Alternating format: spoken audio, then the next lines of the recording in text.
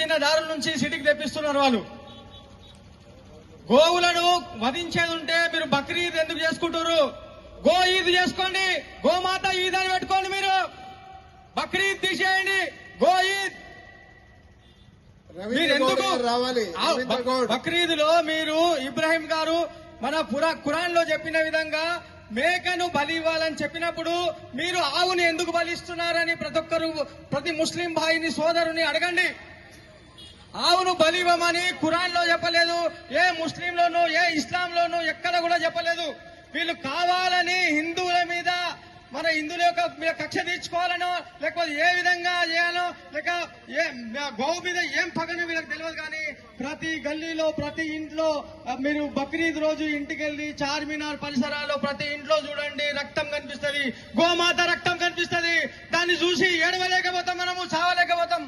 ఎట్టి పరిస్థితి ఉంది. మనము మన హిందూ దేశంలో ఉండి మనం హిందువులమై ఉండి మన గోరక్షణ చేయలేని బాధ్యత, మనం గోరక్షణ చేయలేని మన హిందువులం మనం ఎందుకు? మన బంగ్లాదేశ్ లో ఉన్నామా, పాకిస్తాన్ లో ఉన్నామా, ఆఫ్ఘనిస్తాన్ లో ఉన్నామా, ఏ దేశంలో ఉన్నాం? భారతదేశంలో ఉన్నాం. భారతదేశం అంటే హిందువుల దేశం కాదా? మనం హిందువులం కాదా? మనం గోవులను సంరక్షించుకోలేమా? ప్రతి ఒక్కరూ ఆలోచించండి. గోవులను రక్షించాలి.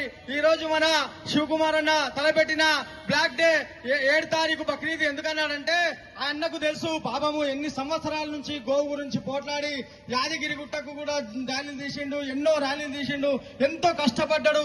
గోవును జాతీయ ప్రాణి చేయాలని శివకుమార్ అన్న యొక్క ఆంక్ష. మనమందరం ఇంతమంది ఉన్నామంటే ఈ రోజు ఈ శివకుమార్ అన్న మనకింత పాటుపడి గోవును కాపాడాలి, గోవును జాతీయ ప్రాణి చేయాలి అన్న ఆయన యొక్క ఆకాంక్ష. అదే విధంగా మన కూడా ఆకాంక్ష అదే విధంగా ఉంచుకోవాలి. గోవును జాతీయ ప్రాణిగా చేయాలి అని ప్రతి ఒక్క హిందువు తలుచుకోవాలి. బక్రీద్ లో ప్రతి ఇంటి ముందు మన వాళ్ళు పోలీస్ స్టేషన్లలో కంప్లైంట్ చేసి హిందువులు అందరూ ఇంటి ముంగట ఆవును కోయకుండా చూడే విధంగా చూడండి. అదే విధంగా ప్రతి గల్లీలో కూడా బ్లాక్ డే జరుపుకునే విధంగా గోభక్తులందరూ వెళ్లి మన పోలీస్ స్టేషన్ల ముంగట కూడా నిరసన తెలపవలసిందిగా మనవి. జై శ్రీరామ్, జై గోమాత, భారత్ మాతాకి జై. మన గోరక్షకులు పట్టుకున్నట్టు మేము వెళ్ళిన తర్వాత ఏదో సివిల్ డ్రెస్ ఉన్న పోలీస్ అతను కూర్చోబెట్టి పంపిస్తున్నారు. వాళ్ళు వచ్చేసినారు, పోలీస్ ఆయన నూకేసినారు, తీసుకొని వెళ్ళిపోయారు. మళ్ళా మేము పోలీస్ స్టేషన్ లో కూర్చొని ఇష్యూ చేసి, సార్ మొన్న చిల్కన్గూడ పోలీస్ స్టేషన్ లో ఆవులు పట్టిస్తే మళ్ళా జిహెచ్ఎంసీ క్యాటిల్ పాయింట్ నుంచి రిటర్న్ చేసినారు.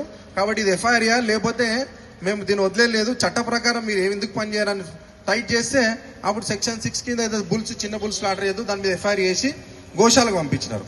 అంటే అడిగినప్పుడే ఎఫ్ఐఆర్ చేస్తున్నారు, వాళ్ళకి డైరెక్షన్ ఏందో అడిగినప్పుడే ఎఫ్ఐఆర్ చేయాలంటున్నారు.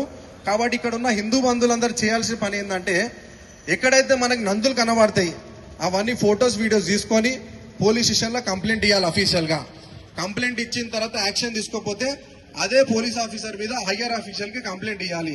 అట్లా ఎన్ని కంప్లైంట్లు ఇచ్చి వాళ్ళ ఉద్యోగాలు పడేటట్టు చట్టానికి విరుద్ధంగా పనిచేస్తున్న పోలీసు వాళ్ళు ఎప్పుడైతే మనం ఆ యొక్క ప్రెజర్ తీసుకొచ్చి హైకోర్టులో రిట్ పిటిషన్ వేసి వాళ్ళ అగేన్స్ట్ ఫైట్ చేస్తామో అప్పుడు భయపడి కనీసం ప్రభుత్వానికి అని చెప్తుంది, సార్ మేము అగేన్స్ట్ లా ఫాలో కాలేము, చట్ట ప్రకారం ఫాలో అవుతామని తెలిసింది. ఇంకోటి కింద స్థాయి ఆఫీసర్లు చాలా మంది చట్ట ప్రకారం ఫాలో అవుదామని ఇంప్లిమెంట్ చేద్దామని పట్టుకున్నప్పుడు కేసులు ఫైల్ చేస్తుంటే మీదికెళ్ళి ఉన్న కమిషనర్లు వాళ్ళకి పిలిచి నేను సస్పెండ్ చేయాలా లేకుంటే ట్రాన్స్ఫర్ చేయాలా, ఆయన గవర్నమెంట్ పడిపోయే పొజిషన్ కూడా ఉంటుంది. మేము అట్లా చేస్తాం. మొత్తం ఇండియా మొత్తం చేస్తున్నాం, మేము ఒక్కలం కాదు. తెలంగాణ, ఆంధ్ర, తెలుగు రాష్ట్రాల్లో మొత్తం ధర్నాలు చేస్తా ఉన్నాము, ర్యాలీలు తీస్తా ఉన్నాము, అన్ని చేస్తాము. ఆయన కన్విప్పు కలిగే ఈ రోజు భోజనాలు పెడతానికి వచ్చాం.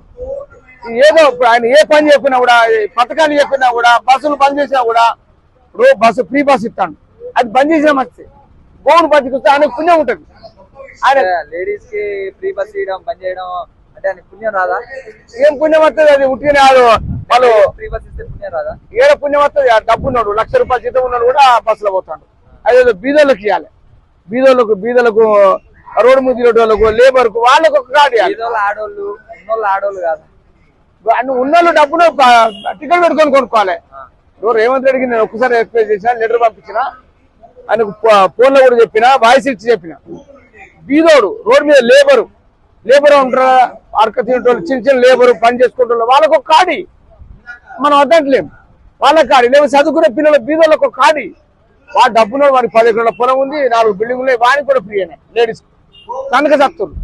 అసలు పని చేసి ఈ ఆవుల మీద పడి ఆవులను రక్షించండి. రేవంత్ రెడ్డి గారికి ఒకటే చెప్తున్నాను, తెలంగాణలో మీరు ఆవులను రక్షించండి. మీరు ఇన్ని 5 సంవత్సరాలు ఇంకో 3 సంవత్సరాలు ఉంటారు, లేకపోతే సంవత్సరం లోపల మీరు పోతారని నేను కోరుకుంటున్నాను. జై గోమాత, జై హింద్.